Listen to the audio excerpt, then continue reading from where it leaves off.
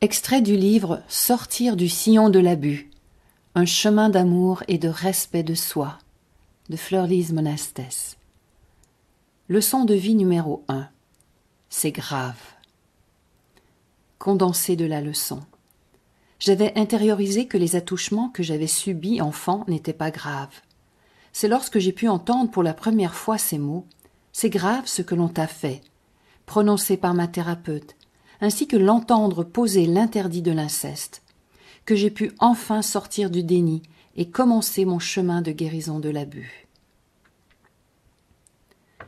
Comme je vous l'ai déjà dit au début de ce livre, j'étais venue en thérapie pour surmonter une crise de couple. En travaillant autour de cette situation, un jour ma thérapeute me demande si je me sens épanouie dans ma sexualité. Moi qui ne m'étais jamais posé cette question jusqu'alors, je ne sais pas trop quoi en dire. Je lui réponds quand même que oui. Puis je rajoute que j'avais remarqué, et ce dans toutes mes relations amoureuses, qu'au bout d'un temps, souvent dans les premiers mois, je perdais le désir dès lors que je m'étais sentie blessée et déçue dans la relation. J'ose alors reconnaître pour la première fois que je me perçois comme une femme qui aime la tendresse et la sensualité, mais qui a peu d'attrait pour la sexualité. C'est à ce moment que ma thérapeute me demande si j'ai vécu des abus sexuels dans l'enfance. Jamais on ne m'avait posé cette question. Je lui réponds d'un ton léger. « Non, mon grand-père a eu des attouchements sur moi, mais ce n'est pas grave. » Elle me regarde alors avec beaucoup de gravité et me dit « Qui t'a dit que ce n'était pas grave ?» Cette question, que j'entends aussi pour la première fois, m'oblige à retourner à la source de ma croyance que ce n'est pas grave. Je lui réponds « C'est mon grand-père qui me disait que ce n'était pas grave. » Elle plonge alors son regard dans le mien et me dit « Fleur-Lise, c'est grave, c'est très grave ce que ton grand-père t'a fait. » Waouh, choc. C'était la première fois que j'entendais ces mots « c'est grave » pour qualifier ce que j'avais vécu. Bien que je sentais l'onde de choc de cette parole, celle-ci avait encore du mal à rentrer en moi. Probablement parce que le « ce n'est pas grave » était engrammé en moi depuis si longtemps. Et aussi parce que les rares personnes à qui j'avais mentionné ces attouchements n'avaient pas eu de réaction ou de parole en ce sens que c'était grave. Je lui rétorque « Ah, mais d'autres ont vécu bien pire que moi, et en plus ce n'est arrivé qu'une fois. » Avec son regard grave qui plonge en moi, elle me dit « Fleur-Lise, même si ce n'est arrivé qu'une seule fois, c'est grave. Une seule fois suffit pour faire le tort qui laisse des séquelles parfois pendant toute une vie. Ton grand-père a brisé le lien de filiation, le lien d'amour et de confiance. C'est grave. Il ne doit jamais y avoir de sexualité au sein d'une famille.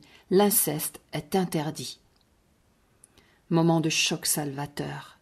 Enfin un témoin qui, par son regard et ses paroles, reconnaît et me signifie que ce que j'avais subi était et est grave.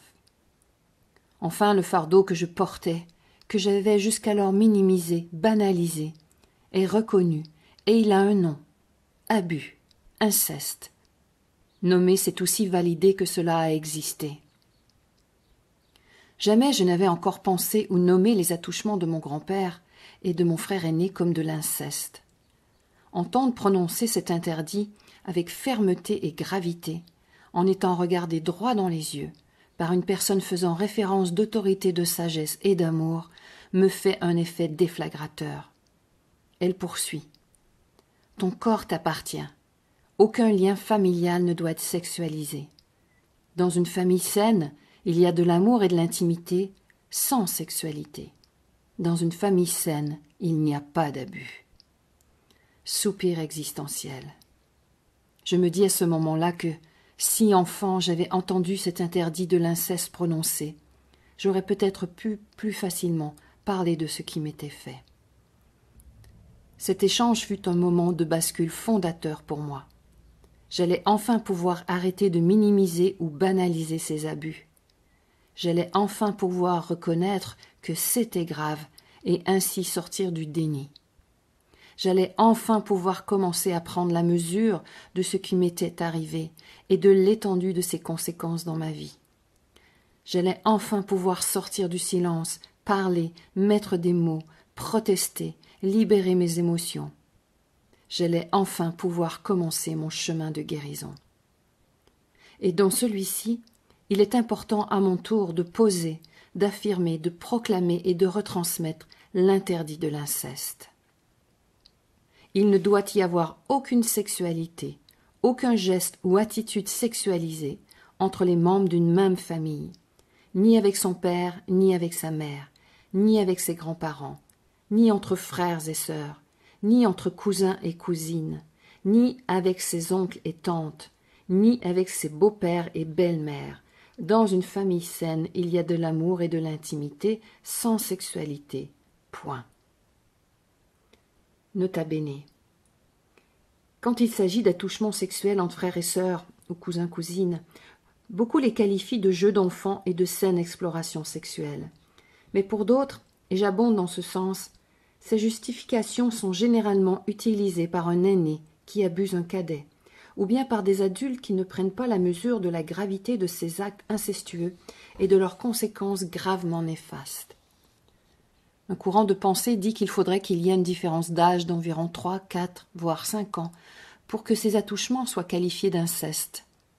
Je pense personnellement que tout attouchement sexuel d'un aîné qui a une emprise psychologique sur un cadet est de l'ordre de l'inceste, même s'il n'y a qu'un an d'écart.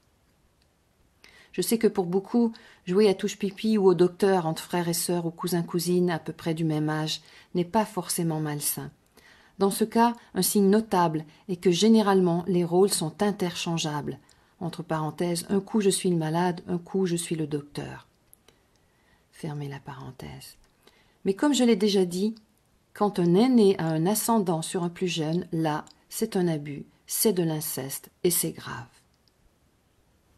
Un pas sur le chemin de l'amour et du respect de soi. Voir si, dans notre histoire, nous aurions subi des choses qui seraient de l'ordre de l'abus et que nous aurions besoin de reconnaître comme telles. Ne plus les minimiser, ne plus les banaliser. Trouver un témoin conscient et bienveillant qui nous confirme que c'est un abus et que c'est grave, c'est ce qui nous permet de sortir du déni. Poser ou entendre poser l'interdit de l'inceste. Et tout autre pas qui nous inspire et nous appelle.